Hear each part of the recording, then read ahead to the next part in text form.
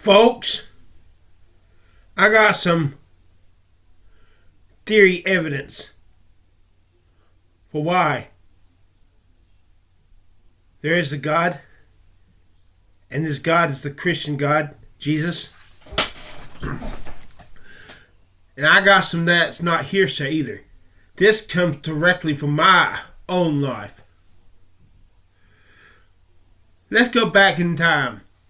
It's 1988, 1989.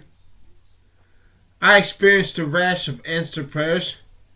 Now, to be honest, a lot of the things I prayed for I didn't get, but some of the things I prayed for I got.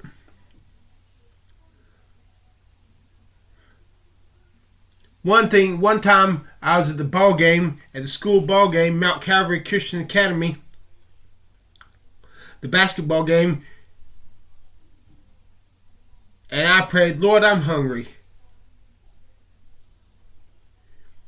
Now, let me tell you what I was like that back then. I wanted to be friends with Jesus. Yes, he is Lord, but I wanted him to love me, and me and Jesus be able to talk just like best friends. So I would tell him everything. But back then I had doubts whether I was saved or not. Terrified that I was not saved, and terrified of going to hell. But the fact that God was answering my prayers boosted my confidence that maybe I was saved. I did not doubt for 1 second that he was real. I believed every word of that Bible was true. Back to the story. I said like I was talking to my best friend. Lord, I'm hungry. I'm not sure whether I also said, can you get me something to eat tonight? I'm not sure. I don't know. I don't remember. I'm not sure. But let's say, Lord, I'm hungry. About 30 to 40 minutes later, the secretary of the school hands me a basket of fries. I asked her. I told her but I don't have any money to buy this with. She's like, oh, it's okay. You can have them. Wow.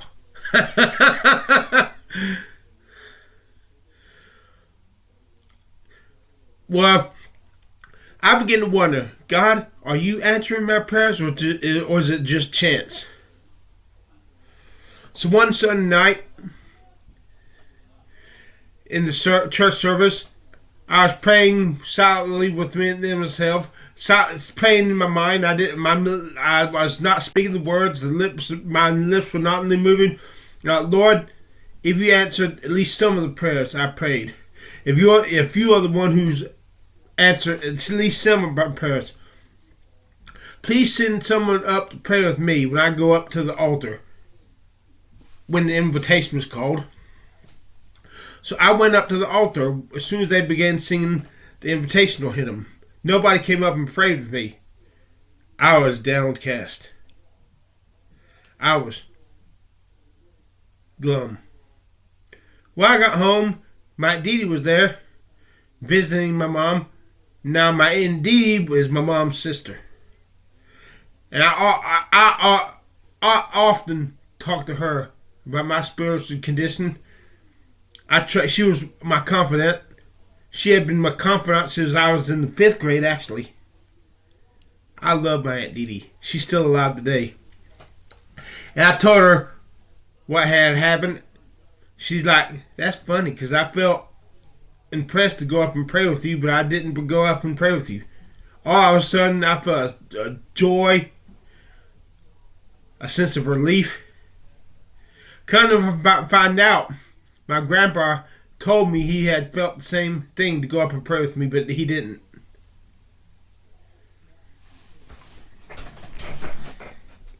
Well, fast forward to the weekend before, November 4th, 1990. I was really troubled. Was I really saved? I hoped I had been saved.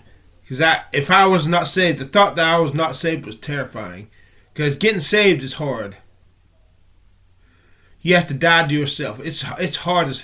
It's if you're not saved, the thought of having to get saved is terrifying. But I had answered prayers. I had asked Jesus to save me multiple, countless times in the past 6 years. Moreover, I was disturbed. How does the blood of Christ work? What I was reading in my dad's Schofield Bible that Saturday night, it says, justification is the act whereby the judge himself, that's God, declares the sinner not guilty on the merits of what Jesus did on the cross, him being sinless and him having paid our penalty for sin, which is death. Oh, that I saw it so clearly. I felt a great sense of comfort. Well. Added to this, the next Saturday night, I had lost my car keys. I worked at Pizza Hut. It was a Saturday night. I was looking for my car keys, asking around. Nobody had seen them. I was distressed, so I called Pastor Wayne King at 12:30 in the morning. Yeah, and asked him to pray with me that I could find my car keys. And he did not mind at all. He was full of love. He was happy to pray with me. Not about 15 minutes later, I was sitting in one of the booths in front of the cash register. I turned my head. There are my keys beside the cash register. And how they had gotten there, I had no clue. But I was shook. And as I remembered, a year and a half before, experienced a lot of answered prayers. Oh, here's another thing I had prayed for. I forgot to mention. One night, my cousins had gone camping. Now, I had asked my cousin to come spend the night with me. And instead of coming to spend the night with me, he went camping with my uncle. So I prayed, Lord, please let it rain and spoil that camping trip. I told my mom what I prayed for. She's like, Chris, don't pray for that. Let them have their camping trip. But Paul said he was going to spend the night with me, and he was until he went camping with them. About 45 minutes later, we hear peals of thunder outside. Mom says, Chris, what is that outside? Is that a thunderstorm? And the weatherman comes on. I don't know where these storms are coming from, but we got some storms coming our way. Now, to be honest, that was not my best answered prayer. Not by a long shot. Not like the one where the woman gave me some fries after I told the Lord I was hungry. And keep in mind, whenever I prayed, I didn't pray out loud. I prayed silently, so nobody could hear me but God. Well, back to the story I'm telling you. The next morning, after I had found my car keys, after getting Pastor G. Wayne King to pray with me over the phone at 12:30 at night, the next morning was a beautiful, cool, sunny morning. The weather outside was absolutely fantabulous. Perfectly cool. I was in the church service sitting in the back pew. Remember what I had read in Dad's Schofield Bible about justification. In spite of the fact that I believed I was saved, I hoped I was saved, but I didn't know. Just in case, I said, Lord, please declare me absolutely righteous by the death of Jesus' sinless death on that cross when he died for me. Please declare me absolutely righteous of all my sins. Now, I cannot remember where I said all my sins past, present, and future, or just all my sins and was thinking past, present, and future. I cannot remember that, but I prayed that and I meant it. I meant it. But here's the problem I was having. Being born again, being changed, dying to myself. I figured if I could just get my foot in the door and be forgiven of my sins, somehow, all that hard part about being saved somehow just fall into place, just work itself out somehow without me having to worry about it. So I remember something I had read years before in my open Bible, the notes.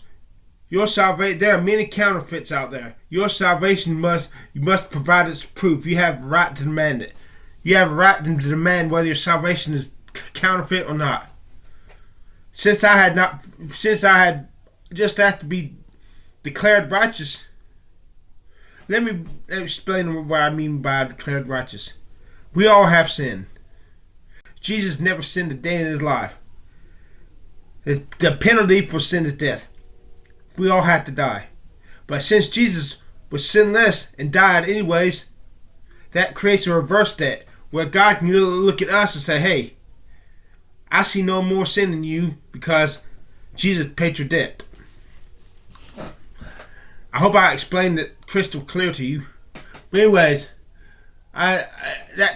remembering what I had read in my old open Bible I had gotten when I was for Christmas. I think when I was 12 years old. That thought disturbed me because I knew I didn't feel born again. I knew I had not been changed inside. But when I had prayed that prayer asking to be declared righteous, I meant it.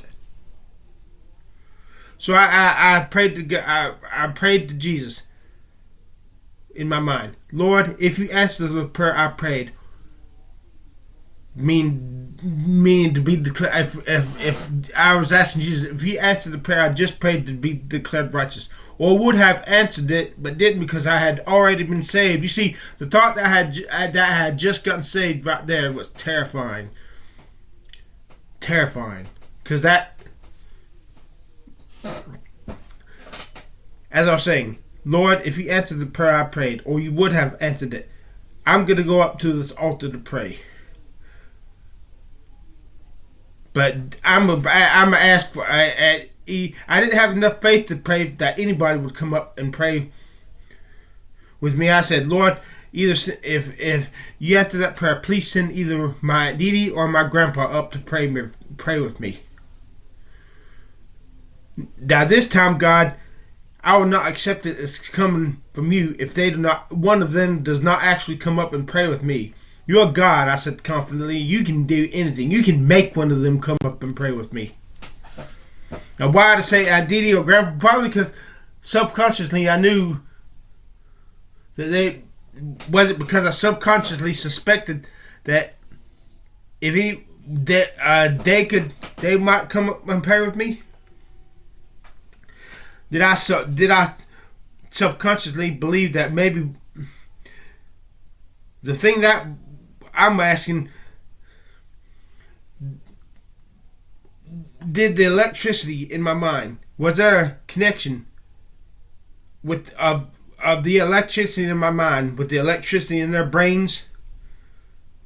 Was that why I can only ask for either Grandpa or Aunt Didi could come up and pray with me?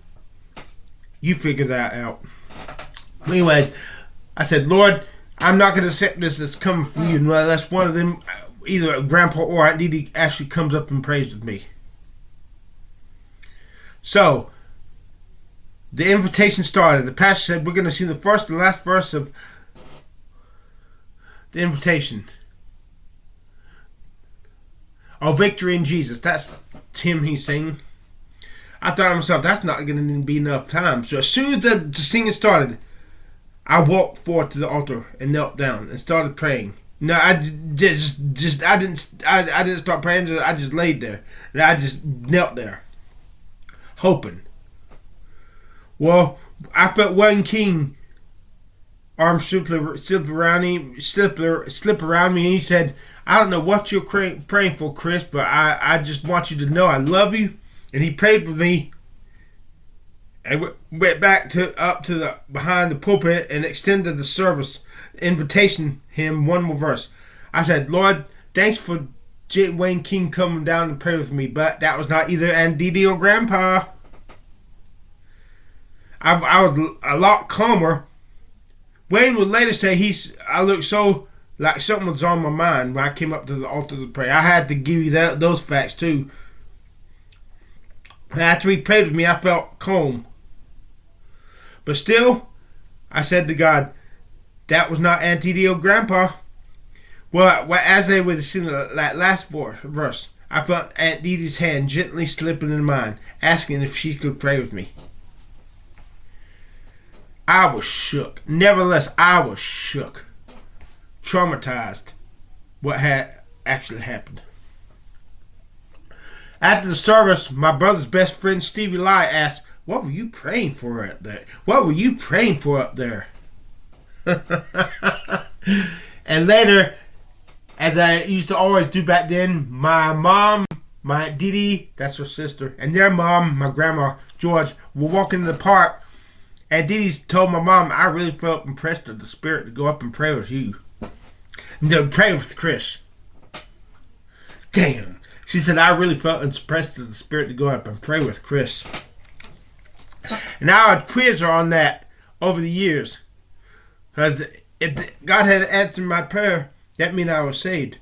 And I just knew I had not been born again. But if I was saved, somehow maybe the new birth took care of itself and I just didn't know it.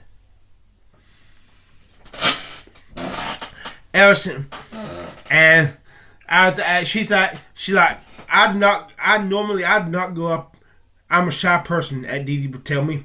I'd not do stuff like that. But something was just drawing me up. To go up, something, all of a sudden, all of a sudden I was just going up to pray with you. Now I don't know why. I don't know what it was. I don't know why. Something was drawing me up there to you. So, atheist, can you explain this? Is there any other religion, Islam, Hinduism, Voodoo, or something like this, has happened to a person like this? Why has it only happened in Christianity? Could it be that Jesus is real? Oh, let me tell you the last part of the story. Has a final ending. In November of 2014, I was in jail. Yes, I went to jail. Charged with stalking police. Cyber stalking the police. And communicating threats. And there's a charge for felony report of weapon of mass destruction. Anyways, I was reading in Dr. Billy Graham's book, Peace with God. Mom had sent me that book. With the new birth, all the new birth was receiving a bit towards Jesus Christ from God. I'm like, that's not so threatening. So I prayed, I wrestled, I struggled, until I finally felt myself giving up to Jesus. That part of me I had been holding back all my life prior to that. And I believe I was completely born again that day in jail. Now because when I read that by Billy Graham, I said, well, I've already taken care of the part where you have to be forgiven of your sins. All I got to do is receive that bent towards Jesus Christ. That's all I got to do. And after I received that bent, something inside me changed. Now, you examine the way I talk in my YouTube videos, my anger, you would never know I was saved. But something inside me changed.